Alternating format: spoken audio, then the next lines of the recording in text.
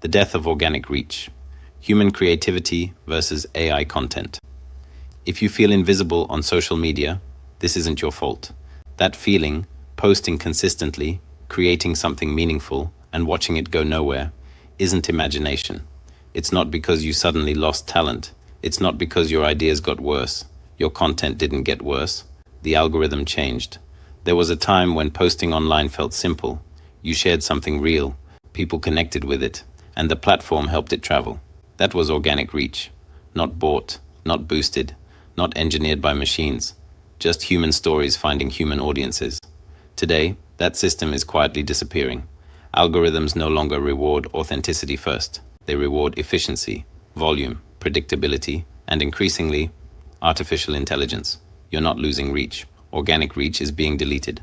Social media platforms are no longer neutral spaces for creativity. They are tightly controlled ecosystems designed to maximize engagement, automation, and profit. AI-generated content fits perfectly into that model. It posts more often, it adapts faster, it never gets tired, it never burns out, and that's why human creators feel squeezed. You're competing with AI, and nobody told you. Small creators are no longer competing with other people who are also tired, emotional, and imperfect. They're competing with systems designed to post endlessly and optimize relentlessly. A thoughtful post that takes hours to create might reach a handful of people. Meanwhile, AI-generated videos, captions, and comments flood feeds in seconds.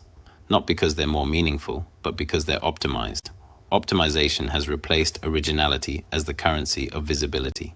This is where social media quietly shifts into something else entirely. If you don't pay to boost, if you don't automate, if you don't use platform-approved tools, your content fades into silence. Social media is no longer about creativity, it's about survival. For many creators, this shift is emotionally exhausting. What once felt like expression now feels like unpaid labor for an algorithm that rarely responds. Burnout rises, motivation drops, creativity becomes strategy. Creators stop asking, "What do I want to say?" and start asking, "What will the algorithm allow?"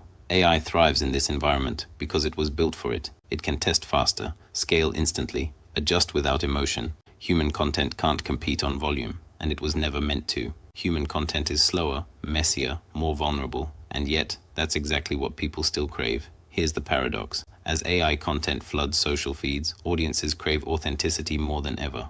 Real voices, real stories, real moments that don't feel manufactured. But authenticity doesn't always win the algorithm, so the most meaningful content becomes the least visible, and the most visible content becomes the least human.